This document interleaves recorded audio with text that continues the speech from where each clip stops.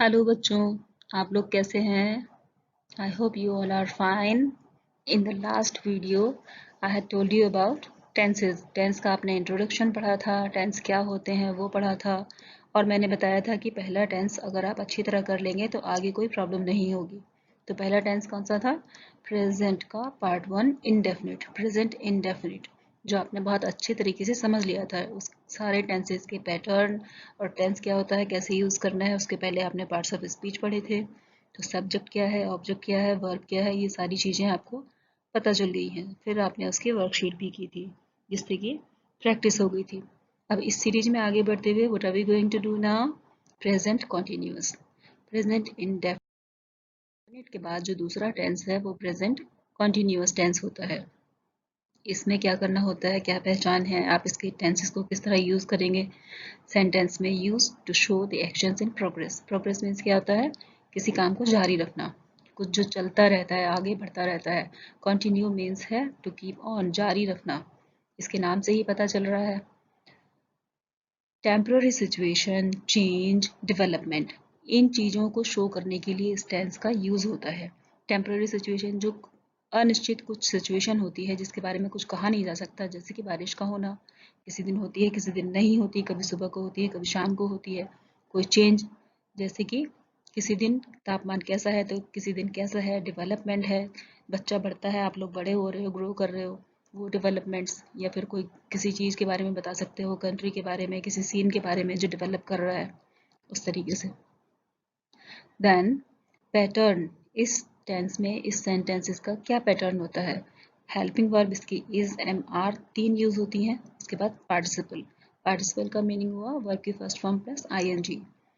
Is लगेगा singular के साथ। इन बॉक्स में देखिए, सिंगुलर के आगे इज लिखा हुआ है रेड कलर से। प्लूरल आर, प्लूरल जितने भी सब्जेक्ट हैं उनके साथ आप आर लगाओगे, और आई के साथ एम लगेगा। आई मीन्स मैं, तो जहाँ पर आई का यूज होगा वहाँ आप हेल्पिंग वर्ब एम लगाओगे, A M am. Affirmative sentence में क्या पैटर्न होता है? Subject, S for subject, plus is, am, are. Is, am, are में से एक ही आपको यूज करनी है। जो भी हेल्पिंग वर्ब यहाँ पर यूज होनी होगी, जो ऑक्सिलरी, वो आप यूज करोगे। प्लस V1 वर्ब की फर्स्ट फॉर्म। V1 जहाँ भी लिखा हुआ है उसका मीनिंग है वर्ब की फर्स्ट फॉर्म में ING जोड़ना है, उसके बाद ऑब्जेक्ट। जैसे कि एग्जाम्पल देखें, the child is paying attention to his studies. The child is paying attention to his studies. Child singular है, इसीलिए उसके साथ कौन सी हेल्पिंग वर्ब यूज हुई है? इज। फिर पे, यहाँ पर मेन वर्ब है और उसमें ING का यूज हुआ है। कॉन्टिन्यूस में हमेशा ING लगेगा। जब भी आपको कुछ इंग्लिश बोलने के लिए कहा जाए तो आप ING बहुत लगाते हो ना किसी भी सेंटेंस में, वो यही वाला टेंस है, इसको ध्यान रखना। प्रेजेंट कॉन्टिन्यूअस होता है ये। The child is paying attention to his studies. अच्छा, फिर नेगेटिव आता है अफर्मेटिव के बाद। नेगेटिव जिसमें हम नॉट लगाते हैं, तो नेगेटिव का पैटर्न क्या होगा? एस मीन्स सब्जेक्ट, पहले subject plus is, am, are में से जो भी आपको हेल्पिंग वर्ब यूज करनी होगी, plus not. Is, am, are के तुरंत बाद आप नॉट लगाओगे। पिछली वीडियो में भी मैंने बताया था कि जब कभी नॉट लगाना है, नेगेटिव या इंटरोगेटिव सेंटेंस बनाना है, तब आपको हेल्पिंग वर्ब की जरूरत पड़ती है। लेकिन कॉन्टिन्यूअस में तो तीनों में ही लगती है, सिंपल में भी लगेगी, नेगेटिव में भी और इंटरोगेटिव में भी। नॉट के बाद वर्ब की फर्स्ट फॉर्म में ING और फिर ऑब्जेक्ट। एग्जाम्पल देखते हैं। I am not investigating actually this case. This is investigating. By mistake it is written here investing. I am not investigating this case. Then here comes interrogative. Interrogative का pattern क्या होता है? QW means question word. Question word family के आपको सबको पता है क्या क्या होते हैं? Why, where, when, etc. उसके बाद हेल्पिंग वर्ब लगाओगे is, am, are, जो भी यूज करनी है। फिर सब्जेक्ट आएगा और फिर वर्ब की फर्स्ट फॉर्म में ING लगाओगे। Then here comes class object. Example, why, why question word है। उसके बाद helping verb is, why is, फिर सब्जेक्ट शी, फिर आएगी मेन वर्ब में ING। Why is she making fun of that innocent girl. Why is she making fun of that innocent girl. Got it? After that there is the third one, that is known as perfect tense, present perfect tense. इसमें क्या होता है? To show actions done in past, जो काम पहले हो चुका होता है, but having effect in present, लेकिन उसका प्रभाव अभी भी महसूस किया जा रहा है, हो तो ये काम पहले ही गया है लेकिन उसका अभी भी महसूस करते हैं असर हम, तब हम प्रेजेंट परफेक्ट टेंस यूज करते हैं। ये कॉम्बिनेशन है प्रेजेंट और पास्ट का, दोनों का मिक्सचर होता है। पैटर्न इसका क्या होगा, हैज हैव और पास्ट पार्टिसिपल।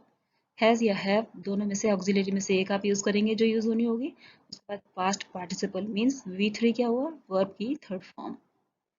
सिंगुलर में आप हैज यूज करेंगे, प्लूरल में हैव यूज करेंगे। आई और प्लूरल जितने भी सब्जेक्ट्स हैं उनके साथ आप हैव का यूज करोगे। किस तरह, अफर्मेटिव सेंटेंस में सब्जेक्ट प्लस हैज या हैव प्लस वर्ब की third form plus object. Example, I have done my work. Then negative sentence का पैटर्न, सब्जेक्ट पहले सब्जेक्ट उसके बाद हैज या हैव, फिर नॉट लगाओगे, फिर वर्ब की थर्ड फॉर्म और फिर object. Example, she has not completed her work. She singular है तो उसके साथ हैज लगाया है, उसके बाद not, she has not completed her work. Okay.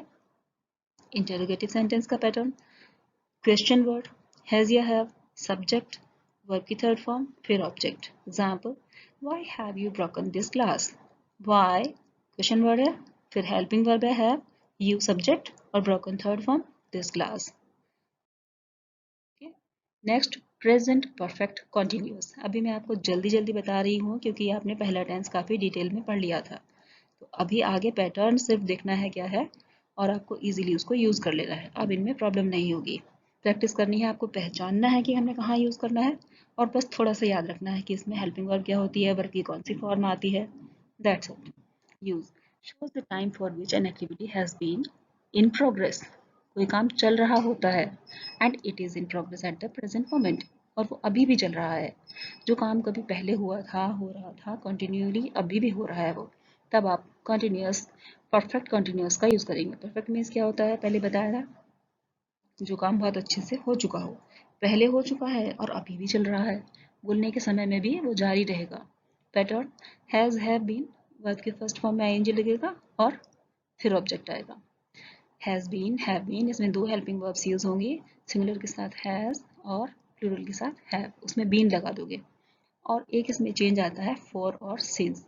Time दिया हुआ होगा कि कोई काम कितने समय से चल रहा है, उसमें अगर वो अनसर्टेन है जिसका हमें एग्जैक्टली नहीं पता कब से, तो आप उसके लिए फॉर लगाओगे, FOR फॉर।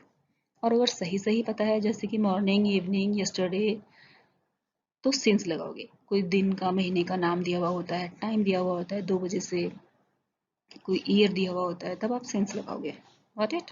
अफर्मेटिव का pattern, subject has been, have been में से कोई एक, वर्ब के फर्स्ट फॉर्म में आईएनजी और ऑब्जेक्ट। जैसे कि example, I have been living in this house for 10 years. I have been living in this house for 10 years. 10 years का इसमें समय दिया हुआ है, मैं इस मकान में रह रहा हूँ कब से, 10 ईयर्स से। क्योंकि 10 साल कौन से, कोई सन नहीं दिया हुआ यहाँ पे एग्जैक्टली हमें नहीं पता किस डेट से कब तक, तो यहाँ FOR फॉर का यूज हुआ है। और अगर एग्जैक्टली पता होता सिंस लगाते। Next, negative. नेगेटिव का पैटर्न, सब्जेक्ट हैज या हैव, उसके बाद नॉट, फिर बीन, वर्ब के फर्स्ट फॉर्म में आईएनजी। जैसे, she has not been studying English since April. She has not been studying English since April. She subject है, singular है, इसीलिए उसके साथ हैज लगा। हैज नॉट बीन, नॉट बीच में आएगा, हैज और बीन के बीच में नॉट लगाना है, हैज बीन के बाद नहीं लगाओगे not. Studying English since April, April किसी मंथ का नेम है, इसीलिए उसके पहले सिंस लगेगा ना कि फॉर। इंटरोगेटिव सेंटेंस में पहले क्वेश्चन वर्ड, उसके बाद हैज हैव और फिर सब्जेक्ट फिर बीन। हैज हैव को यहाँ पर तोड़ दिया गया है, नॉट आएगा तो वो बाद में लगेगा, वर्ब की first form plus ING.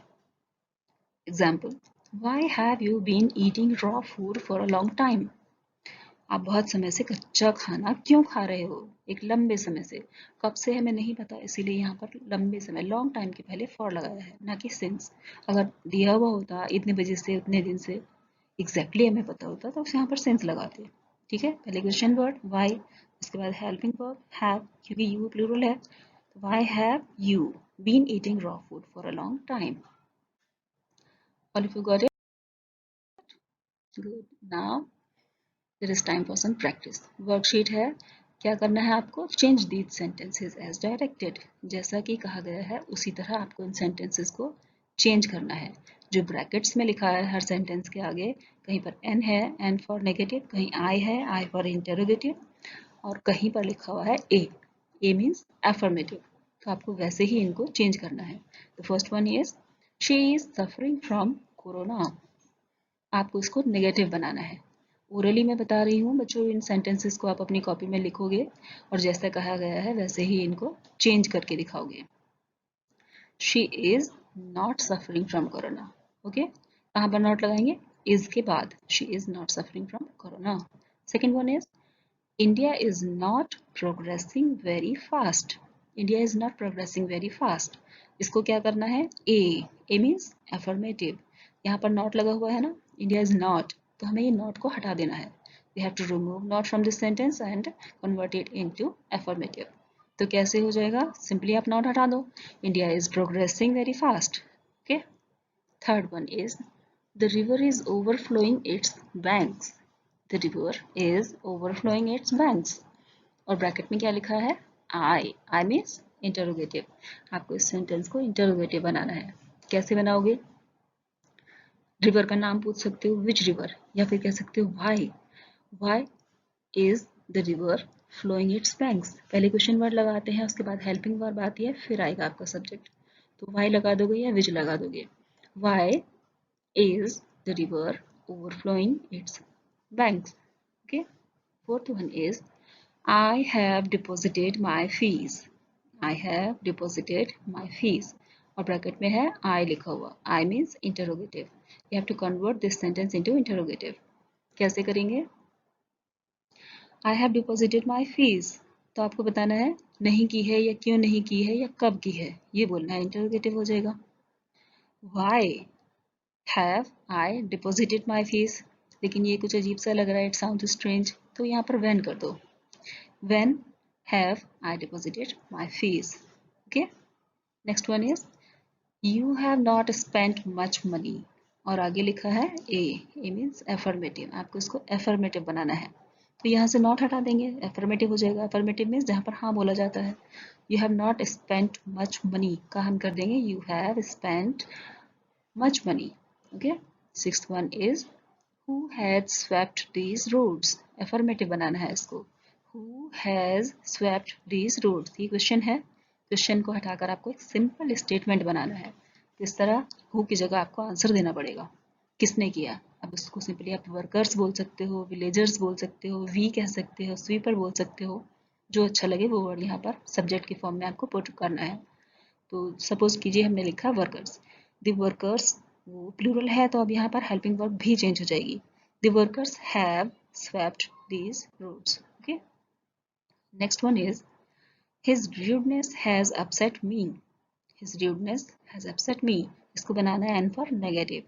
His rudeness has not upset me. Okay. Eighth one is I have been writing letters for half an hour. You have to convert it into negative. Negative कैसे बनाएंगे? जब not लगेगा। I have not been writing for half an hour. Have और been के बीच में आप not लगा दोगे। I have not been writing letters for half an hour. Next one is ninth one. You have not been taking sufficient precautions to avoid infection since yesterday. You have not been taking sufficient precautions to avoid infection since yesterday. तुम अपने आप को बचाने के लिए कल से पर्याप्त मात्रा में प्रिकॉशंस नहीं ले रहे हो, अपना बचाव नहीं कर रहे हो। आई लिखा है ब्रैकेट में, आई मीन्स इसको आपको इंटरोगेटिव बनाना है। तो सीधे आप यहाँ वाई पूछ सकते हो कि आप ऐसा क्यों नहीं कर रहे हो। Why have, why question word है, इसके बाद हेल्पिंग वर्ब हैव लगाओगे, फिर सब्जेक्ट आएगा। Why have you not been taking sufficient precautions to avoid infection since yesterday, फिर क्वेश्चन मार्क आएगा।